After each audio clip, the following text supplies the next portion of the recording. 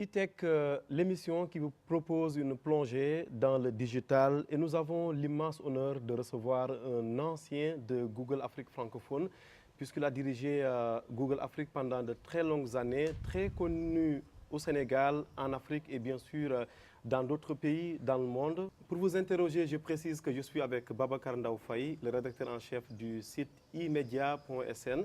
Parce que, comme expliqué tout à l'heure, il sera question de beaucoup de sujets qui regardent bien sûr le quotidien de tout un chacun d'entre vous.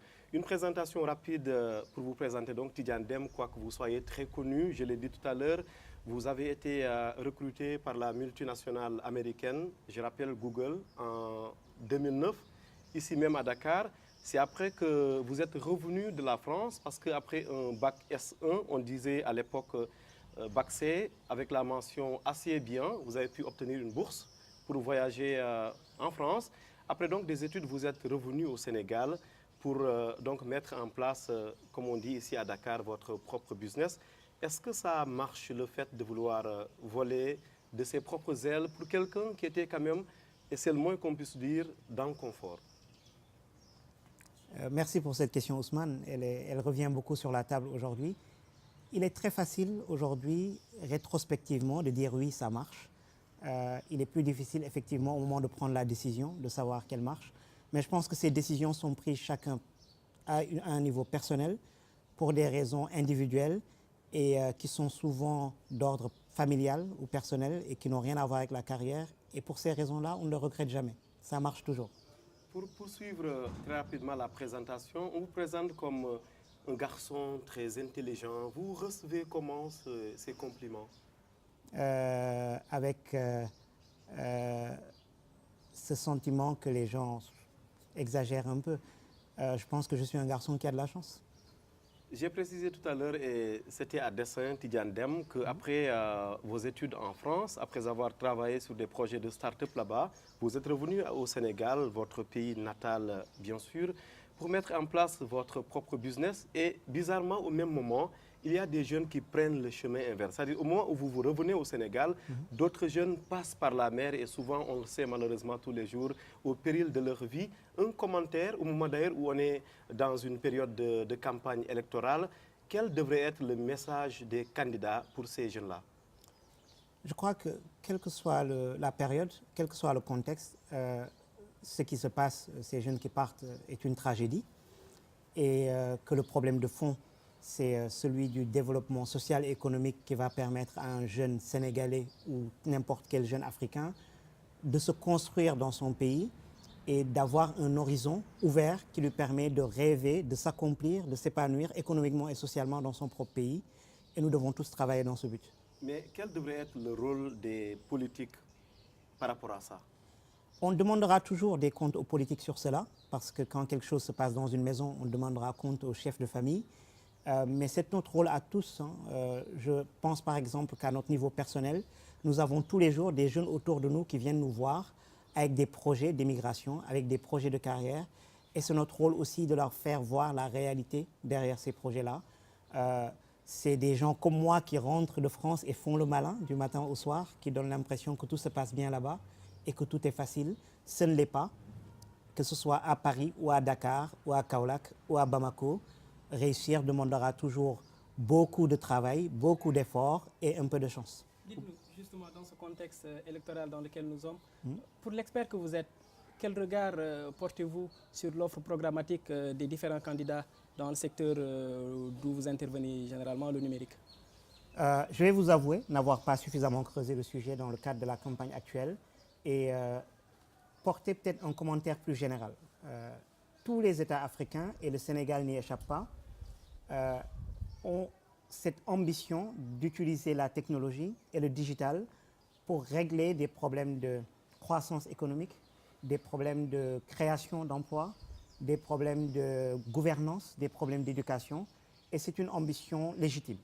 La technologie a toujours ce rôle-là. Cela dit, la transformation de cette ambition-là en réalité est quelque chose de beaucoup plus difficile et c'est dans les détails qu'on se perd. Tout le monde ne sera pas à la Silicon Valley. La preuve, et je le cite souvent en exemple, il y a aux États-Unis 50 autres États qui essaient de répliquer la Silicon Valley qui n'y arrivent pas. Tout le monde veut sa Silicon Valley. Et donc nous devons être beaucoup plus clairs et précis sur ce que nous voulons faire et ne pas juste dire que nous voulons être la Silicon Valley. Et pour pouvoir trouver les bonnes politiques et les exécuter, il faut aller très profondément dans la compréhension de l'industrie, dans son analyse et donc dans les leviers sur lesquels on peut réellement jouer pour transformer ces industries-là. Et pour ne pas parler juste très high level, je veux donner un exemple. Dans mon secteur aujourd'hui, dans le digital et dans l'investissement, il y a un besoin d'investissement dans des tickets très bas, on va dire des entreprises qui sont vraiment au tout début, qui ont besoin de 50 millions et où il n'existe pas d'acteurs. Et en tant que gouvernant, la question que je me poserai, c'est comment est-ce que je peux faire pour susciter l'émergence d'un écosystème d'investisseurs pour accompagner tous ces jeunes dans leurs projets. Et c'est ce genre de levier-là que nous devons identifier et appuyer dessus. Et c'est un travail difficile. On ne le fait pas, on ne peut pas l'exposer réellement et le détailler dans le cadre d'un programme électoral. J'ai relevé tout à l'heure, Tidiane Dème, dans votre propos, qu'il faut beaucoup de compréhension concernant les enjeux du numérique. Mais est-ce que nos politiques comprennent franchement? Je vais être prudent. Je ne suis pas sûr que ce soit le rôle des politiciens. Les politiciens s'appuient sur des experts. On ne peut pas nier que le Sénégal, on ne peut pas nier que le Sénégal a son réservoir d'experts. On a toujours chanté notre talent et notre compétence dans ce domaine-là. Nous avons le réservoir d'experts. Évidemment, c'est aux politiques de venir puiser dans ce réservoir et de trouver les gens capables de les accompagner dans cette réflexion. Et pour ne pas peindre un tableau trop sombre, il y a eu beaucoup de discussions, beaucoup de réflexions faites sur ce sujet-là. Il y a eu du travail de fond qui a été fait pour mettre en place un programme de développement de l'économie numérique. Et surtout, il y a eu plus récemment un signal que je considère très, très positif. La communauté elle-même de la technologie au Sénégal n'attend plus les politiciens, elle s'est faite force de proposition. Il y a actuellement une initiative en cours où des jeunes entrepreneurs ont proposé carrément tout un programme législatif pour créer au Sénégal l'environnement qu'il faut pour le développement des startups. Et je pense que ce travail doit être fait, qu'il doit être porté et devant les décideurs, qui sont souvent des politiciens, et leur montrer les différentes alternatives qu'ils peuvent choisir pour développer l'économie numérique. Mais on ne peut pas attendre d'eux que ce soit qu'ils aient l'expertise et la force de proposition. Nous, les experts, devons le faire. Vous êtes réputé pour votre franc-parler, Tidiane Dème. Récemment, vous nous confiez que ici au Sénégal, on a l'impression que toute la politique numérique du gouvernement tourne autour en fait, des télécoms, qu'on taxe trop les télécoms. Vous maintenez toujours cet avis, ce point de vue? Oui, alors, et je vais essayer de l'exprimer simplement et clairement. Je pense qu'aujourd'hui, j'aime beaucoup qu'on utilise dans ce pays le terme économie numérique, parce que l'économie numérique est quelque chose de beaucoup plus complexe et plus riche que les télécoms. Les télécoms sont le substrat nécessaire et le premier sur lequel se construit l'économie numérique. Et j'ai déploré pendant longtemps que la vision du gouvernement de tout le secteur ait été souvent limitée au secteur des télécoms. Ça a changé. C'est difficile d'y échapper. Le secteur des télécoms constitue une grande part de notre PIB. C'est là-bas que nous avons déjà des très grandes entreprises qui emploient des milliers de personnes. C'est difficile d'échapper donc à cette myopie. Mais avec un peu de recul, on doit voir qu'au-dessus de ce secteur doit se construire toute une industrie de contenu et de services qui sera, à mon avis, et c'est très difficile de le voir aujourd'hui parce qu'on est très loin du compte, qui sera, à mon avis, beaucoup plus riche et plus importante que l'ensemble de l'industrie des télécoms. Et on doit s'atteler à créer cette économie numérique. Le code des télécoms, le Sénégal avait un code des télécoms et pas un code de l'économie numérique. Et le code des télécoms doit être modernisé pour cela. Mais ça a été fait, on est passé d'un code des télécoms à un code des communications électroniques. Voilà, donc c'est pour ça que je disais qu'il y a un travail qui a été fait et il sera toujours insuffisant. Nous demanderons toujours plus, c'est notre rôle. Comme quoi? Nous avons aujourd'hui au Sénégal un marché des télécoms qui n'est pas suffisamment segmenté. Nous avons des opérateurs, des gros opérateurs.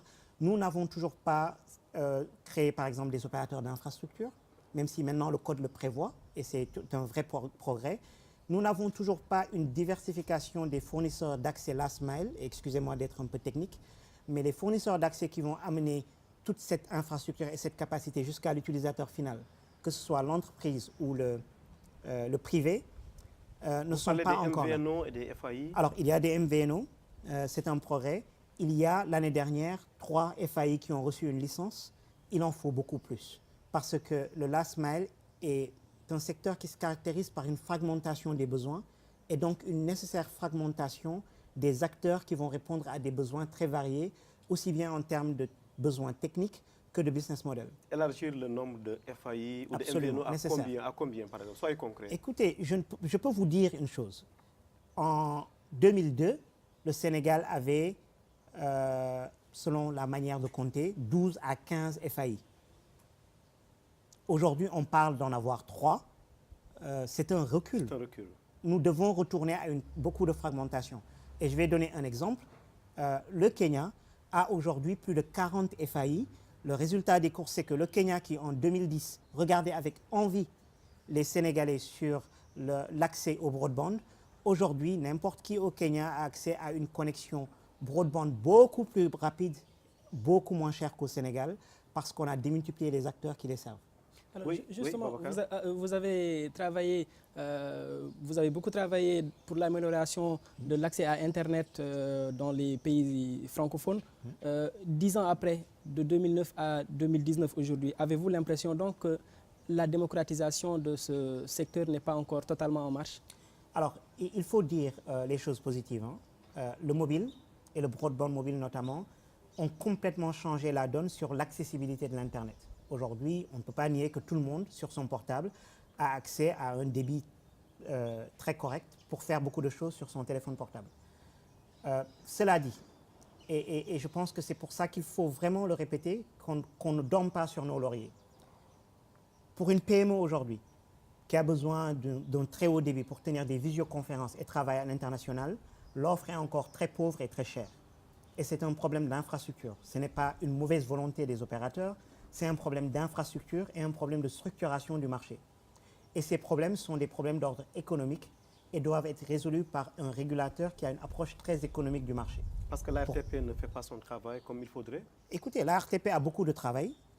Donc je ne vais pas commenter sur l'ensemble de son travail, mais je pense que sur ce sujet-là, nous avons encore beaucoup de régulation du secteur. Oui, nous avons encore beaucoup de progrès à faire en termes de créer dans la régulation les mécanismes et les incentives qui encouragent l'investissement dans l'infrastructure, dans la fibre et la distribution de cette infrastructure-là jusqu'aux entreprises. Nous avons encore du travail à faire. Oui, justement, on a demandé récemment que la fibre soit dégroupée, comme on a dégroupé la boucle locale, mais concernant l'ancienne formule. Vous pensez quoi que c'est pertinent comme plaidoyer? C'est un des mécanismes disponibles. Ce n'est pas le seul. Par exemple, aujourd'hui, la construction de l'infrastructure urbaine, la fibre urbaine dans les villes, est quelque chose qui n'est pas, à mon avis, optimal. Chaque opérateur peut construire sa fibre. Vous noterez par exemple que les fournisseurs d'accès à Internet ne peuvent pas et sont obligés de se baser sur l'infrastructure de l'opérateur.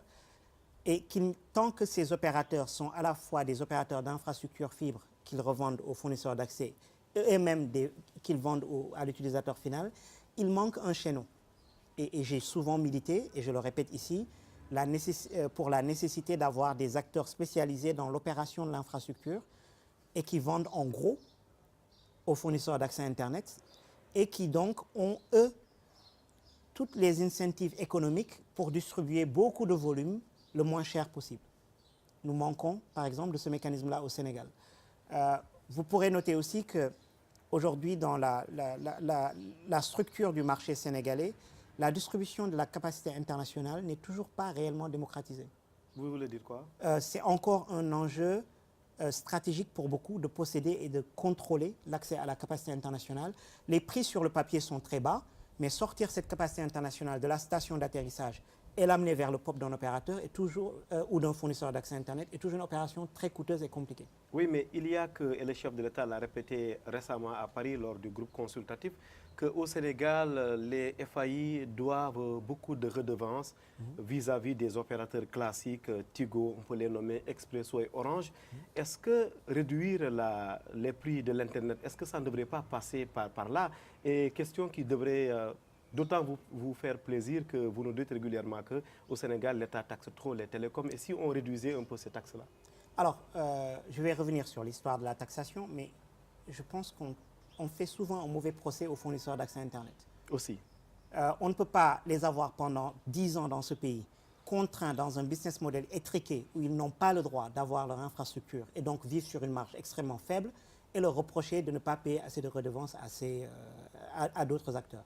Si nous voulons avoir des FAI qui payent beaucoup de redevances et beaucoup de taxes, nous devons avoir des FAI qui ont une base de business extrêmement large et qui doivent pouvoir, eux, innover sur la technologie d'accès last mile, déployer beaucoup de technologies différentes et, à partir de ces technologies-là, générer beaucoup plus de profits et de bases de taxation.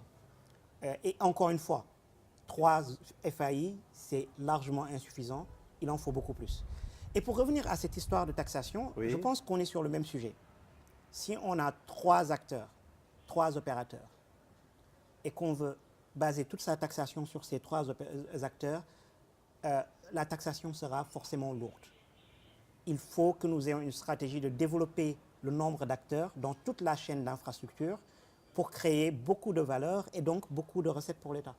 Avant de redonner la parole à Babacar Ndao Faye, rédacteur en chef du site immedia.sn, nous allons très rapidement, Tidiane Dème, passer à un autre chapitre de nos échanges aujourd'hui. C'est évidemment l'événement. Dernièrement, nous en avons beaucoup parlé dans E-Tech. Dernièrement, c'est le closing final de votre première levée de fonds. 125 millions d'euros, plus de 80 milliards de francs CFA. C'était un événement international. Aujourd'hui, comment est-ce que, si on revenait un peu sur ça, comment est-ce que vous avez pu lever autant d'argent? Autrement dit, quels sont les arguments que vous soumettez aux investisseurs? On rappelle rapidement que c'est une quarantaine d'investisseurs, dont la Banque africaine de développement. Oui, et nous leur devons un grand merci à tous ces investisseurs qui ont accompagné un projet qui finalement est un projet pionnier dans ce secteur et donc n'avait pas forcément de précédent pour le légitimer. Et donc je tiens à remercier que ce soit les grandes institutions financières comme la BAD, IFC du groupe Banque mondiale ou la Banque européenne, que des grandes entreprises comme Orange qui nous ont accompagnés ou comme L'Oréal plus récemment. Orange Digital Venture. Orange Digital Venture et beaucoup d'autres corporate partners comme nous les appelons. Mais la fierté que nous devons avoir, ce n'est pas que ces gens-là aient investi dans notre fonds, oui, mais que tous ces acteurs aient parié sur la technologie en Afrique. C'est un très très grand signal et un signal très positif que ces investisseurs qui travaillent sur du long terme soient aujourd'hui convaincus qu'il est possible d'investir dans du private equity, donc un outil d'investissement très risqué, sur des entrepreneurs africains parce qu'ils sont en train de s'attaquer à des grands problèmes de notre économie et de notre société et qu'en les résolvant, ils sont en train de construire des potentiels champions africains. Et c'est ça le vrai sujet et c'est l'argument, c'est la vision que nous avons vendue auprès de ces investisseurs et c'est la vision à laquelle ils ont adhéré.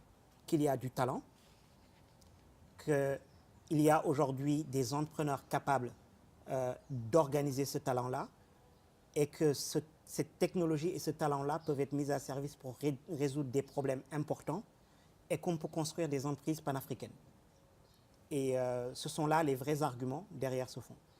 Et je veux préciser juste que ce fonds que nous avons levé à l'échelle de l'Afrique, c'est encore trop peu. Ah bon? Plus de 80 milliards? C'est encore trop peu parce qu'il y a plus de 4000 entreprises africaines qui cherchent à lever des financements.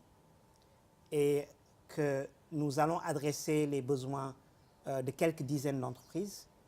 Et nous allons adresser des entreprises dans le segment série A, série B qui ont des besoins d'investissement allant en gros d'$1 million à 6 millions de dollars. Segment A, B, ça veut dire? Alors, c'est du jargon d'investissement, je m'excuse de l'utiliser, mais cela veut dire des entreprises qui ont déjà lancé leurs produits, qui ont prouvé qu'il y a une demande sur le marché, que le business model est viable et qui demandent maintenant à ce qu'on dit scaler le business, c'est-à-dire le faire grandir, l'amener à grande échelle. La phase d'amorçage? La phase d'amorçage est encore très peu servie. Et je vais me répéter souvent sur ce sujet-là parce que c'est un sujet important. Il y a beaucoup de besoins d'investissement dans des petits tickets d'amorçage qui ne sont pas encore servis et sur lesquels nous devons tous travailler. La demande est très très loin d'être servie. Des entreprises sénégalaises parmi les bénéficiaires? Nous allons investir partout en Afrique et nous espérons donc investir également dans des entreprises sénégalaises. Et évidemment, je porterai un objectif personnel très fort là-dessus. Je reconnais mon biais, mais ce que nous devons à nos investisseurs et à la communauté, ce sera d'investir dans les meilleures entreprises et de les accompagner pour en faire des champions africains. Mais concrètement, comment va s'opérer le financement en termes d'entrée de capital? Alors, techniquement, ce que nous faisons dans le venture capital, c'est du private equity. Cela veut dire que nous injectons du capital dans une entreprise en échange d'une prise de participation. Et ensuite, nous accompagnons l'entreprise pour la faire croître. Et d'ailleurs, nous réinjecterons au cours de cet accompagnement dans d'autres rounds d'investissement de l'argent dans l'entreprise. Et jusqu'à ce que l'entreprise atteigne un certain niveau de développement qui fera qu'il se passera plusieurs choses. Soit l'entreprise devenant profitable, un autre type d'investisseur nous rachète, parce qu'il y a beaucoup de types d'investisseurs avec des sensibilités au risque très différentes. Nous investissons en étant convaincus que nous allons perdre un tiers à une moitié des entreprises dans lesquelles nous investissons. Et vous partagez le risque? C'est normal. Cela dit aussi, à ce stade-là, le risque est élevé et le reward, donc le bénéfice, est très élevé. Plus tard, quand l'entreprise devient profitable, parce que nous investissons dans des entreprises qui ne font pas de bénéfices et qui ne le feront pas pendant toute la durée de notre investissement. Mais quand nous l'amenons à un niveau où elle peut être profitable, d'autres types d'investisseurs peuvent investir avec peut-être des niveaux de retour moins élevés, mais qui ne prennent pas le même niveau de risque. Mais dans la pratique, comment se porte le capital investissement dans un contexte du continent africain où les réalités locales font que les entreprises, souvent familiales, rechignent à ouvrir leur capital? Oui, c'est un sujet que le monde du private equity affronte très souvent en Afrique. Et c'est un sujet de maturité de nos entrepreneurs finalement. Et c'est un sujet, je pense, sur lequel il y a du progrès. Alors, je suis encore peut-être une fois biaisé parce que dans le monde de la technologie, l'idée d'ouvrir son capital à des venture capitalistes et de travailler dans la croissance est assez naturelle. Le modèle que nous avons, c'est un modèle importé de la Silicon Valley et c'est donc naturel pour ces entrepreneurs. Dans des segments de business beaucoup plus traditionnels, et je vous invite à vous adresser à mes collègues qui travaillent sur ces segments-là, ce sont des entreprises familiales avec une culture de l'investissement qui est très différente et où il faut probablement faire un travail d'éducation de ces entrepreneurs. Mais je pense que c'est le rôle des investisseurs de le faire, de leur montrer le bénéfice. Quand on veut construire un champion panafricain, il va falloir se mettre dans cette mentalité qu'il faut partager pour aller beaucoup plus loin. Mais en même temps, je suis très optimiste sur le fait que si vous regardez le secteur du private equity africain, il est en train de croître doucement, mais sûrement. Et donc, il y a de plus en plus d'entrepreneurs qui adhèrent à cette vision. Et comment faites-vous pour repérer les bonnes startups? Vaste sujet. Nous donnons finalement 4 critères principaux. Et le premier critère restera toujours un critère humain. Un investisseur investit d'abord et avant tout sur une équipe.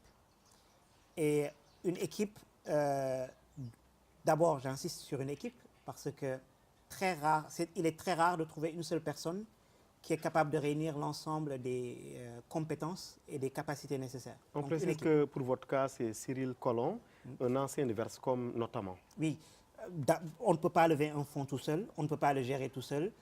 J'ai commencé cette aventure avec mon camarade, mon ami de 25 ans, Cyril, et nous avons levé ce fonds ensemble et nous avons construit autour de nous une équipe, notamment avec César Niaga qui vient nous rejoindre au Kenya, Mathieu Marchand qui nous rejoint à Dakar.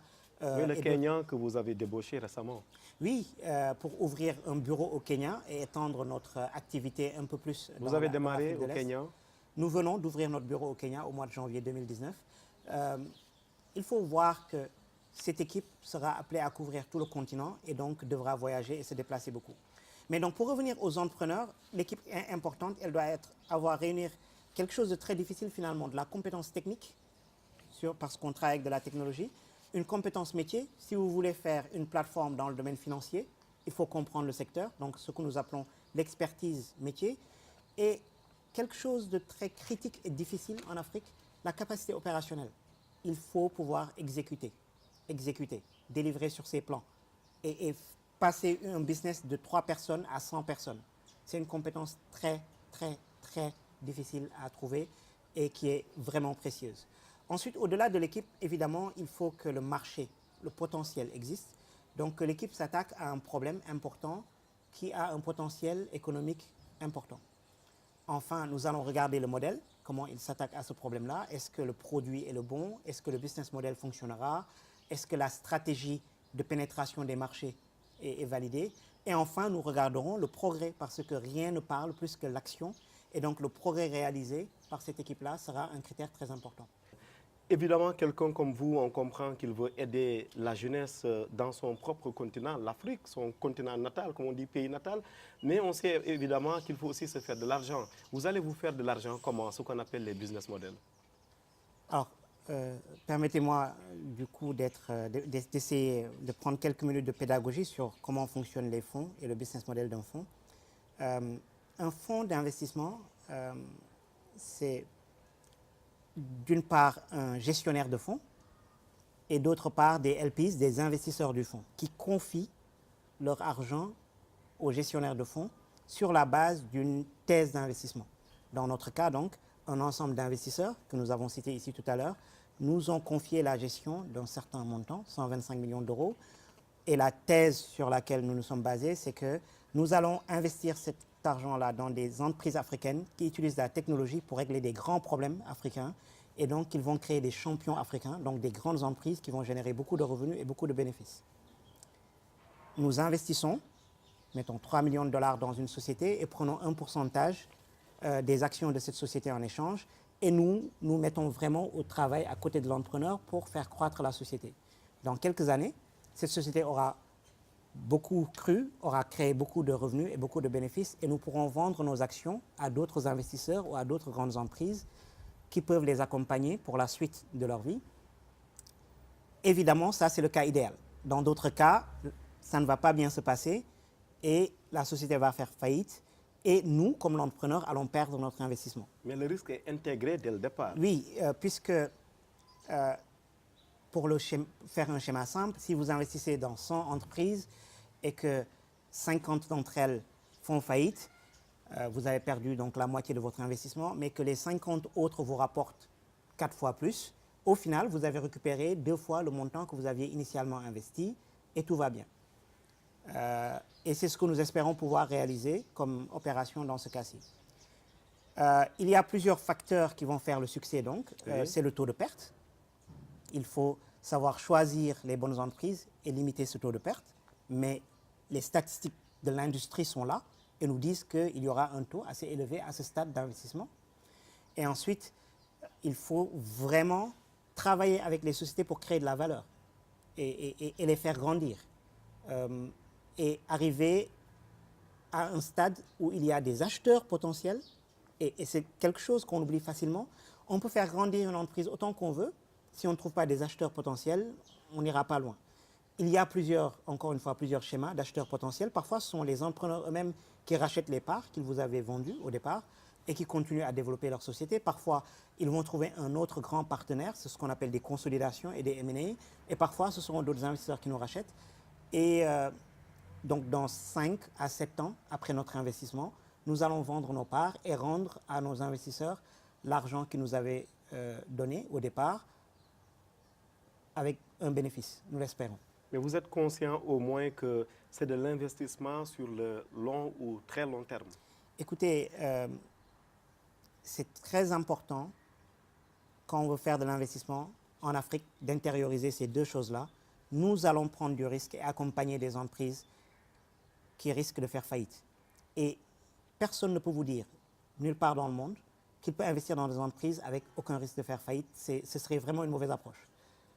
Si nous voulons que l'entrepreneuriat se développe, nous devons soutenir les entrepreneurs dans la phase risquée de leur business. C'est comme ça que la Silicon Valley existe, c'est comme ça que le capitalisme fonctionne. Ensuite, il faut donner le temps aux entreprises de se développer. Dans le monde de la tech, 5 à 7 ans, c'est un long terme. Dans d'autres secteurs, c'est probablement plus long que ça. Et nous devons pouvoir, pendant cette période-là, avoir et la patience et l'énergie d'accompagner les entreprises. Babacar Ndaofaye. Justement, vous avez effleuré tantôt le sujet. Avec Partech Afrique, vous avez eu l'occasion naturellement de travailler avec beaucoup de fintech.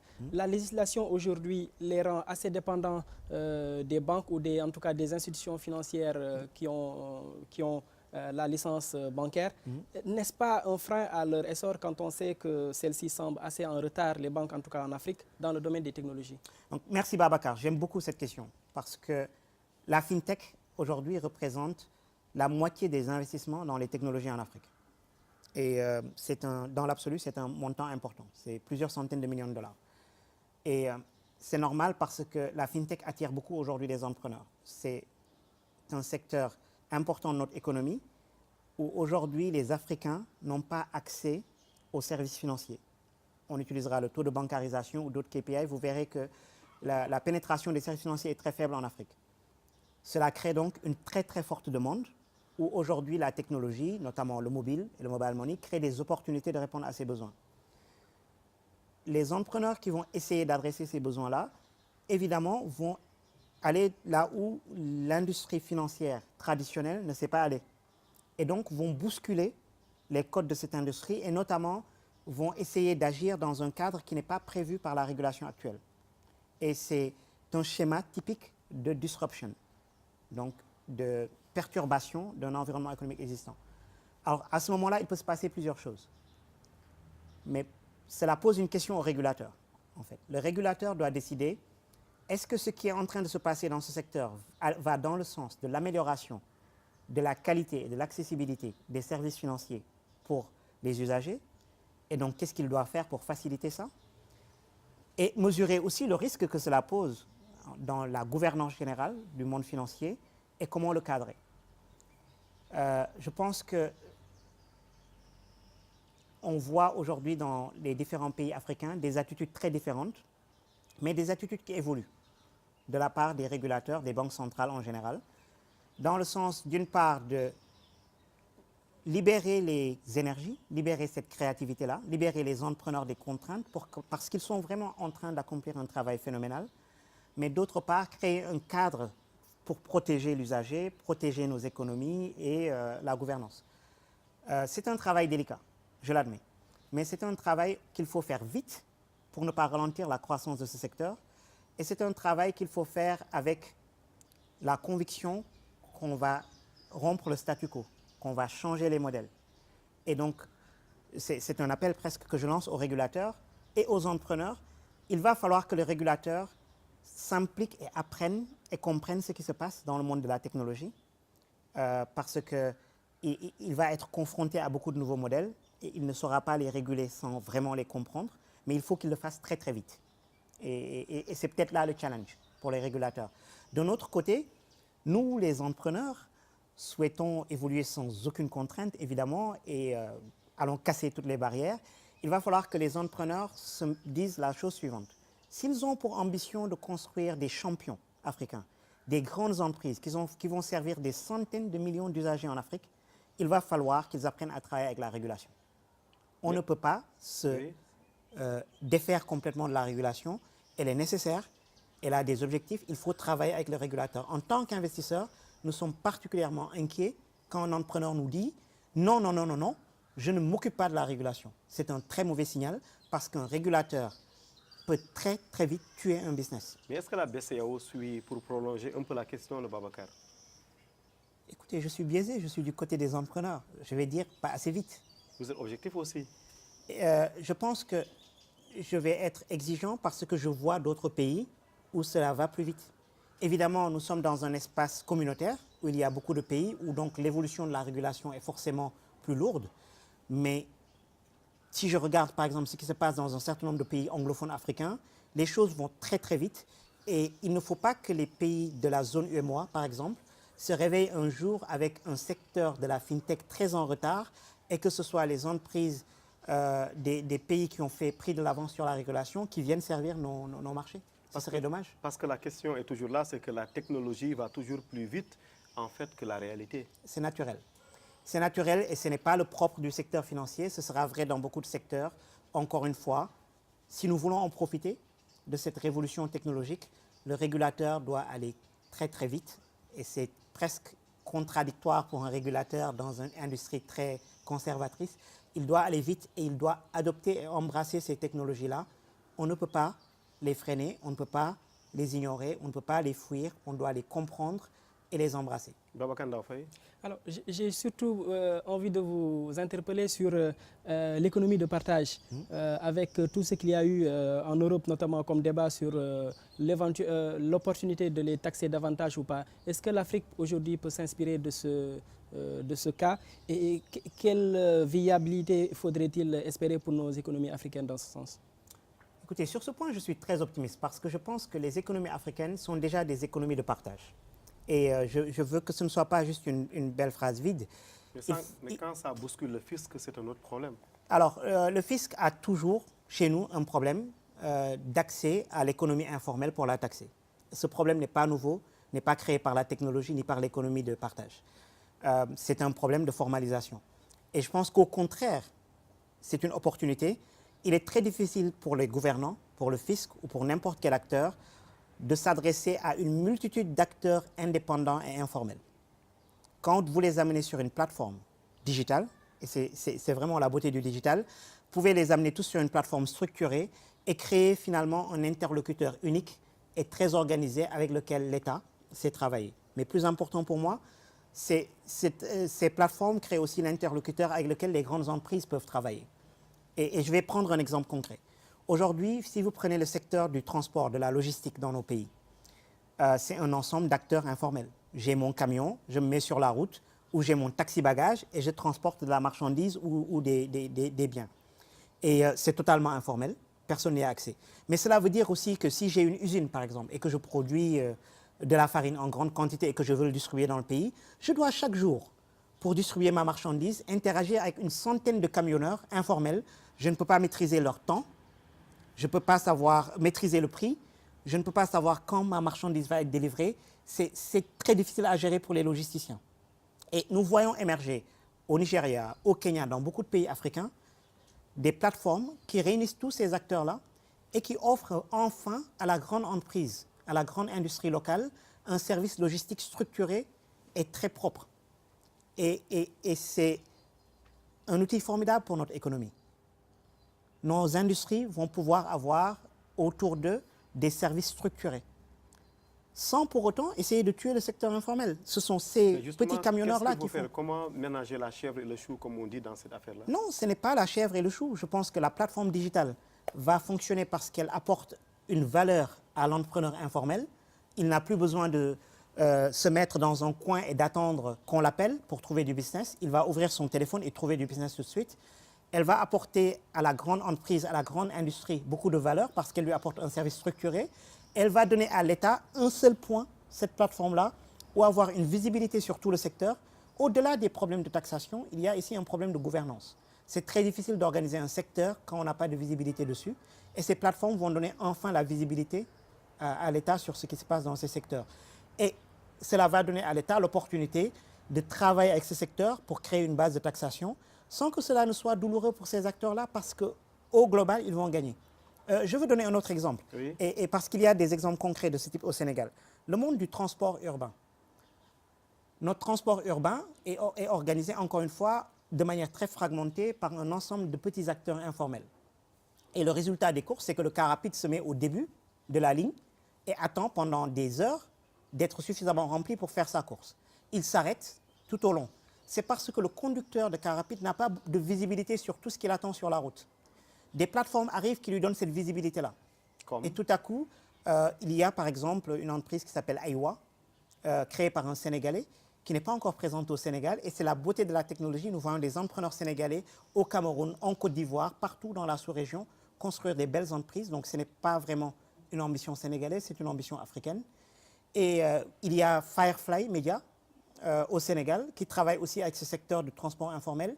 Et ils ont une visibilité complète sur la demande et l'offre et deviennent naturellement des régulateurs du transport public urbain à Dakar.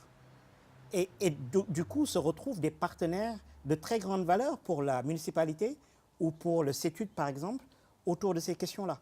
Ces plateformes ne sont pas un problème. C'est un outil qui, s'il est bien articulé, va être une vraie valeur pour le secteur informel, va créer beaucoup de valeur pour les grandes entreprises formelles et va donner un outil de gouvernance pour nos États. Nous allons rester sur ces plateformes Tidiane Deme. J'ai rappelé au début de notre interview que vous avez travaillé pour Google Afrique francophone. On sait que ces géants du numérique, les GAFA, maintenant on ajoute de plus en plus M pour dire GAFAM pour inclure Microsoft. On sait que souvent on les accuse de jouer des rôles pas vraiment bien, si on peut parler comme ça, dans des élections comme par exemple la présidentielle américaine de 2016 ou le Brexit, hein, on le rappelle également, toujours en cours en Grande-Bretagne.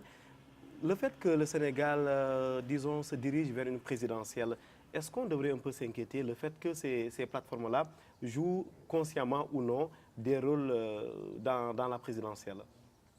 Écoutez, Ousmane, c'est un vaste sujet sur lequel je ne vais pas m'étendre beaucoup parce que je pense qu'il y a des gens qui travaillent dessus et qui ont des choses très nuancées à dire là-dessus, mais je vais rester sur un constat général.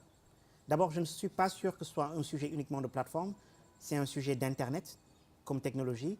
Et comme souvent, la technologie que nous adoptons, surtout nous, Africains, sans beaucoup de contrôle sur son évolution, que nous subissons, va nous poser beaucoup de problèmes sociétaux. Vous préconisez des restrictions? Non, au contraire.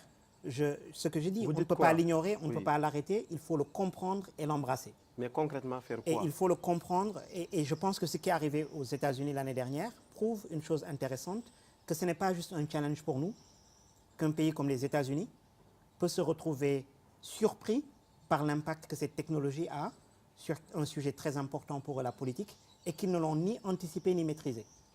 Et donc, il faut relativiser la capacité des gouvernants à le faire et il faut voir que ce sera un challenge pour tout le monde.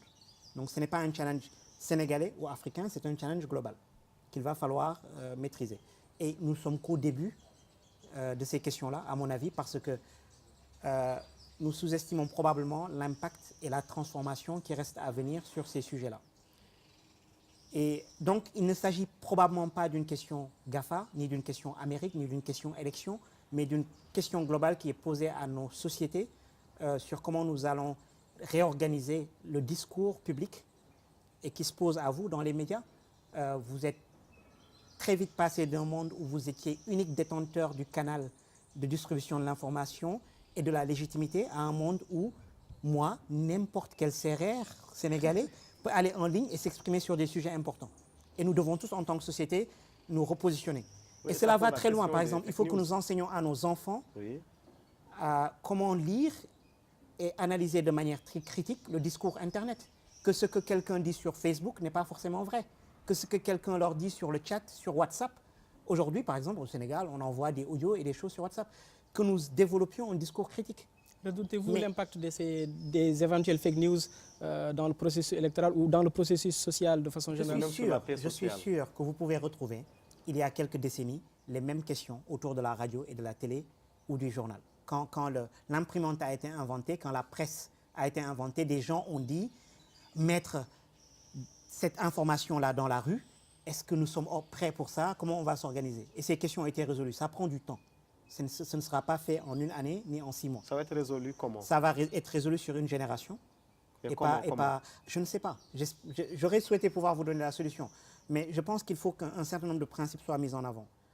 Il faut un principe d'éducation, de formation. Nous avons tous été formés à avoir une analyse critique de l'information que nous recevons de manière traditionnelle dans les livres et dans la radio et à la télé. Nous n'avons pas encore été formés à ce discernement-là sur les nouveaux médias et nous devons l'être. Les gouvernants doivent apprendre à comprendre ces outils-là et leur influence et trouver les mécanismes pour le cadrer. Et parce qu'aujourd'hui, on sait réguler, par exemple, les communications au Sénégal.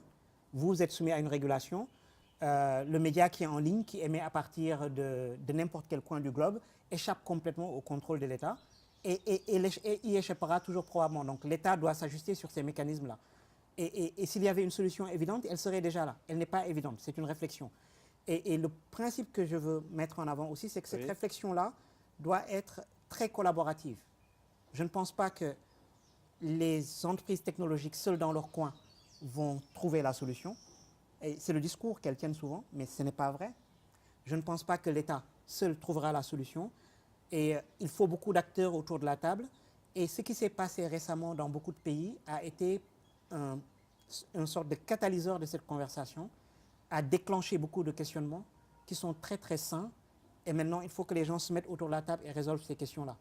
Ce qui est dommage, c'est que ces questions ont été ignorées pendant très longtemps. Ce qui est positif, c'est que maintenant, elles sont sur la table inévitablement. Elles le sont pour une grande puissance comme l'Amérique. Et donc, elles seront prises au sérieux. On manque de prospective? C'est toujours difficile dans le cadre de ces révolutions technologiques de faire des prédictions et de la prospective. Et la seule chose qu'on sait, c'est que les prédictions qu'on fera seront fausses. Mais je suis un techno-optimiste. Je pense qu'en fait, ces problèmes-là ne sont pas aussi difficiles à résoudre pour nous, Africains, qu'elles le sont pour des sociétés un peu plus figées, parce qu'elles étaient très structurées, ces sociétés. Nous avons appris à vivre dans le chaos pendant beaucoup plus longtemps que ces sociétés-là, et nous sommes prêts à absorber le choc beaucoup plus facilement. Et peut-être que nous serons mieux habilités à retomber sur nos pieds dans un monde un peu moins centralisé, un peu plus difficile à maîtriser. J'ai le sentiment que les Africains sont plus préparés à ce monde-là. Cette question à l'ancien patron de Google Afrique francophone que vous êtes, Tidiane Dème, est-ce qu'aujourd'hui on peut dire que les algorithmes ont pris le pouvoir? On sait que c'est une question qu'on pose à l'échelle internationale. Je ne veux pas aller dans des affirmations très péremptoires, mais vous vous y il y connaissez. a une vraie question que pose l'automatisation et l'intelligence artificielle sur la responsabilité quand les décisions sont déportées à ces automates-là. Mais la réalité, c'est que ces automates sont le reflet aussi de ceux qui les font. Et au final, mon sentiment, c'est que c'est nous, les hommes, les femmes de ce pays et de ce monde, qui sommes derrière ces choses-là, et que c'est à nous de décider comment nous voulons organiser ces automates-là, et que cela passe encore une fois par un certain recul, et puis on fera des erreurs et on s'ajustera, mais les erreurs seront là. Mais est-ce que nous perdons parfois, disons, le contrôle des créatures que nous mettons au monde, un peu dans le cas de figure du monstre de Frankenstein, comme on dit? C'est un mythe qui reviendra beaucoup sur la table dans le cadre de cette conversation et qui va alimenter les peurs. Mais je pense qu'à côté, il faudra toujours mettre sur la table le bénéfice de ces technologies-là. Aujourd'hui, là où nous sommes assis, nous avons tous dans nos poches un ordinateur connecté qui nous donne accès au savoir du monde entier, qui nous permet d'échanger, qui nous permet de faire du commerce, qui nous permet d'apprendre, et qui, il y a seulement 20 ans, était totalement inimaginable, était un outil formidable et qui aujourd'hui est en train de régler des vrais problèmes pour beaucoup de, non pas de Sénégalais et d'Africains, pour beaucoup de gens dans le monde.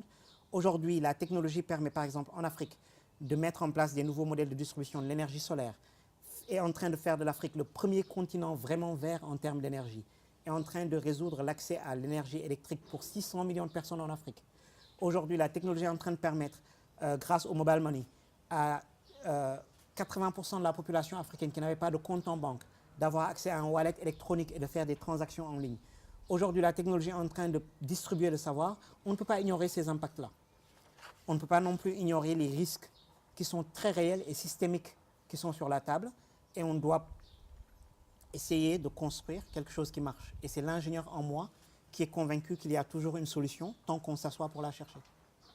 En Afrique, les questions de dette extérieure et de souveraineté sont pratiquement partagées par tous les pays.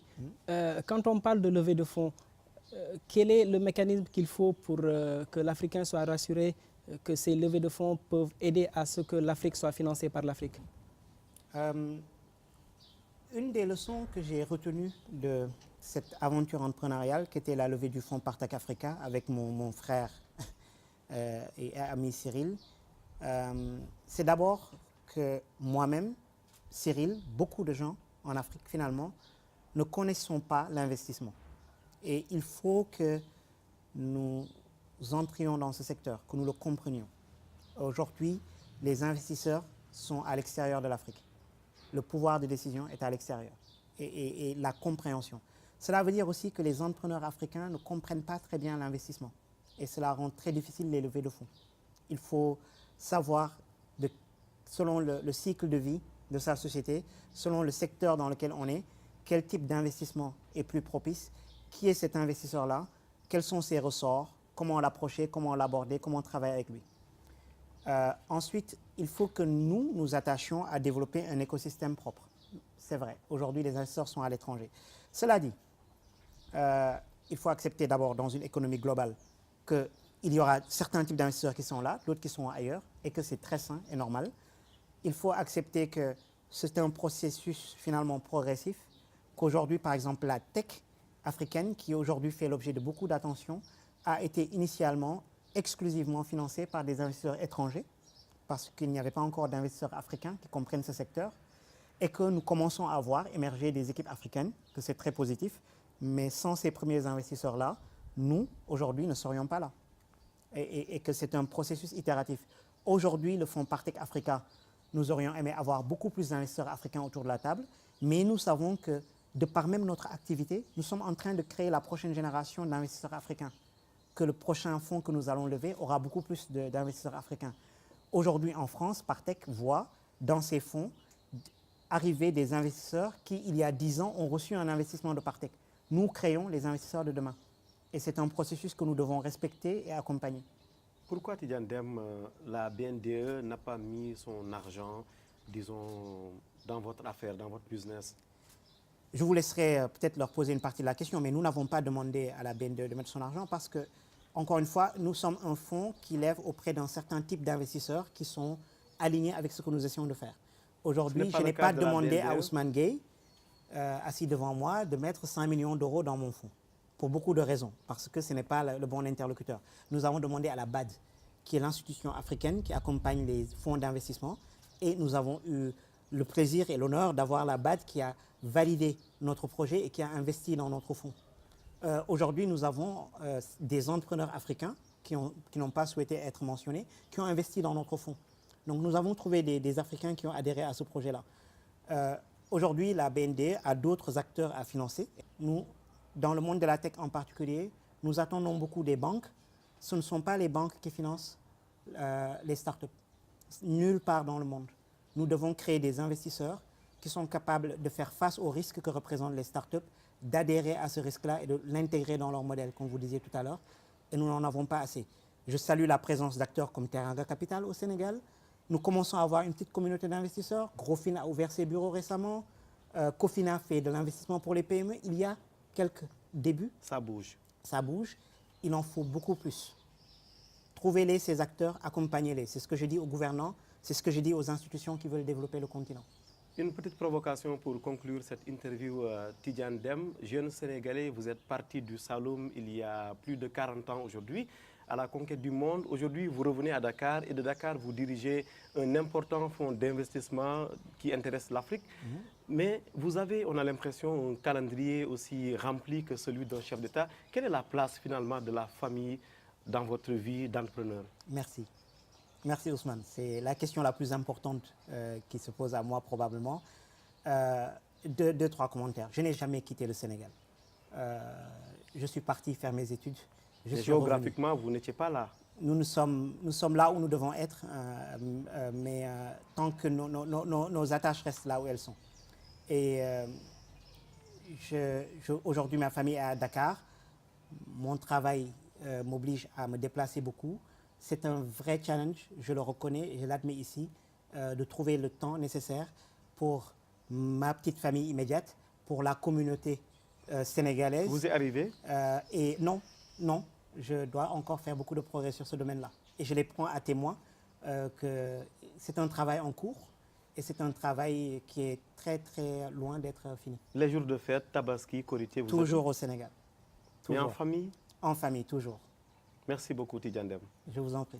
Merci beaucoup Babacar Ndao Faye. Merci Ousmane. Merci beaucoup très chers amis, à vous aussi d'avoir suivi cette interview exclusive de Tidiane Dème, ancien patron de Google Afrique francophone. Interview exclusive accordée, vous l'avez compris, au groupe E-Media Invest. Merci infiniment d'avoir suivi. Rendez-vous très prochainement. Merci encore.